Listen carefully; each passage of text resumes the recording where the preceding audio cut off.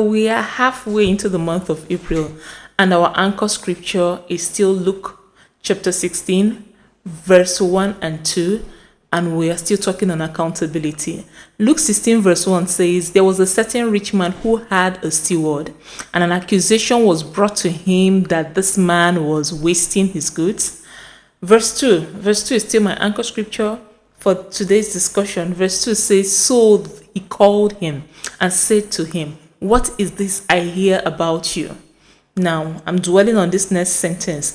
"Give an account of your stewardship, for you can no longer be steward. But give an account of your stewardship." In NKJV. Amplified Classic says, "Turn in the account of your management." ERV says, "Give me a report of what you have done with my money. Give me a report of what you have done with my time. Give me a report of what you have done with the platform I gave you. Give me a report of what you have done with the office I have given you." And so that's what we are dwelling on now. Give me a report of what you have done with what I have put in your care. The first thing I want to tell you today is that, believe it or not, a time is coming when you must have to give report.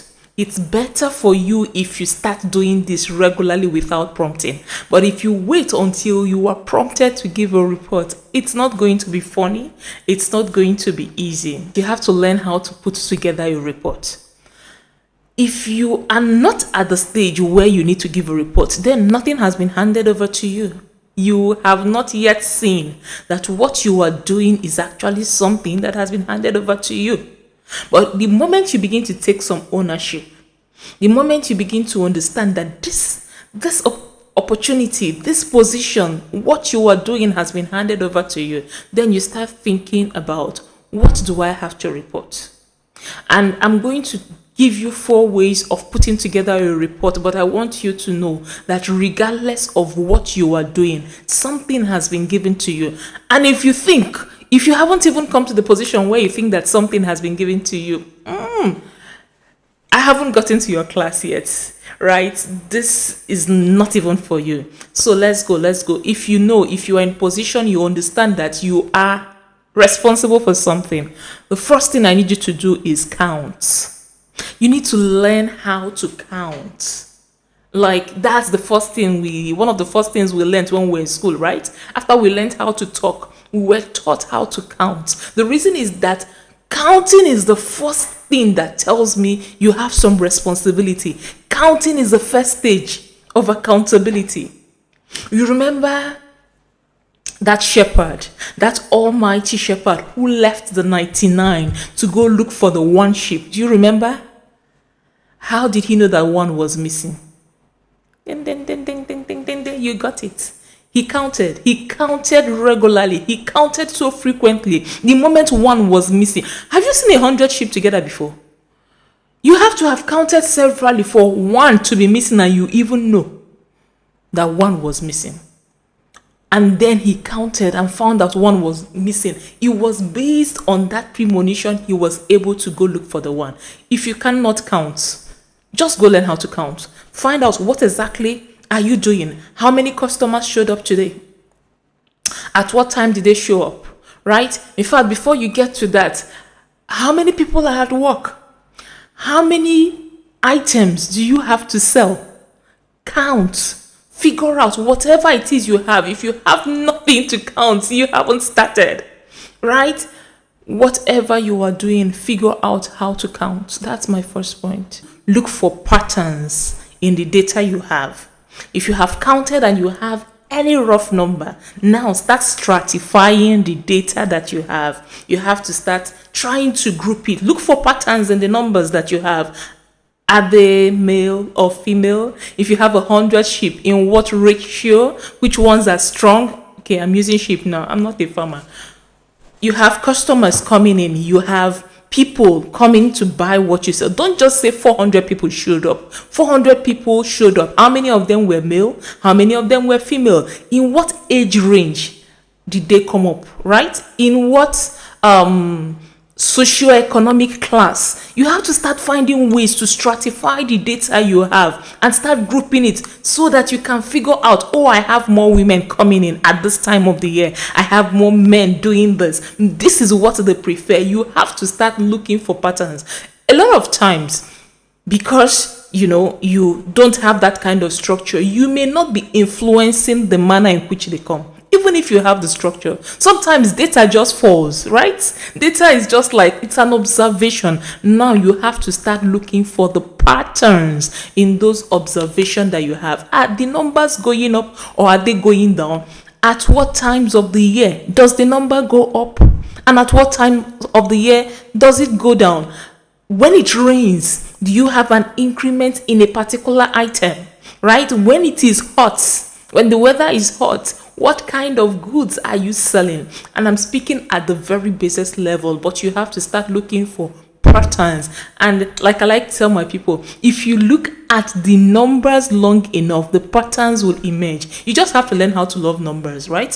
When you put together your numbers and you put them over a particular time. Remember when I say gather your numbers, it's not as if it is in 1 month, right? Even when some things are taking data for you, they tell you that you need to have at least 1,000 numbers before it can start giving you patterns. So you need the numbers to accumulate over a week, over a month, over 2 months, and then you can start watching out for patterns. If you haven't found the patterns, stay with the numbers. Give it time, give it attention, watch the patterns, and then read to be able to look at a group of numbers and figure out this is how it behaves over this particular time. This is how it acts when this has been done to it. Find out the patterns. You need to start speculating over your data. We're talking about reports. See, that man told his servant, go and give me your report. You have to be at the basest level of, irresponsibility to just bring out numbers and throw them out there and wait for someone else to do what I'm telling you now. If you are a manager, one that is responsible, one that is accountable, now you need to start speculating what is influencing this data to behave in the way it is behaving. You have noticed the pattern. You need to start guessing. Yes, it might have to start as a guesswork, what I'll call a hypothesis. You want to say, oh, these numbers increased on a certain day and it reduced on this certain day. And then you think about all the things that happened on that certain day and you say, oh, maybe it's because I was caffeinated that day, maybe it's because I was happy that day, maybe it's because I dressed in a particular manner. Oh, there was this girl around that day and they were coming to see her. Okay, if it was about this girl, what about her? Maybe it is because she speaks in a certain manner, she greets in a certain manner, she talks in it. You have to start speculating initially, right? For your particular business, for the particular industry, you have to start thinking, oh, that day it rained. Everything that happened on the day the numbers went up, including external factors. You have to start thinking, I think this may have accounted for this. It gives you something to work with until you clean up your data, until hypothesis turns to thesis. Number 4, you manipulate your data. Now you have been able to speculate. You have guesses. You have ideas as to why you think a number behaved the way they behave. Now that you have those guesses, you have to start manipulating to test whether your hypothesis is true. So if you think that it had to do about a person, withdraw the person and see how it influences the number and give it time. If you think that it has to do with the weather, on that particular weather, prepare and see if it repeats itself. The 4th thing you need to do with your data is to manipulate it and see what works. If you are able to figure out what works, now you are a person that has control. It's not just data falling on itself for you. You are able to manipulate your data to make the data go in the direction that you want it to go. After you have made guesses about the things you think influenced your data, you now have to do more, withdraw, and see what falls, see what works. But you have to keep trying. You can't try blindly. Remember, the fact that you are in stage 4 does not mean you lose sight of stage 1, which is gathering your data, or that you lose sight of Stage 2, looking for patterns. You must be looking for it any which way. And then you keep on speculating and keep on manipulating based on what you speculate. Based on what you think is right, you will continue doing that until you find a balance. Now you are in control. Now you are acting like a god. You are determining the outcome because you are able to look at the numbers. Numbers are for genius staff. When they get the numbers, now you are a manager. You work your numbers. You work your numbers. That is how you have a report to give. Number 5, you don't just have data that you had no influence over, but you have data that you can control. You know what you can do. Oh, there's this verse I worked with for a long time. I think it's in Genesis chapter 30. You already know that's the scripture. That's the part of scripture I've been working with now.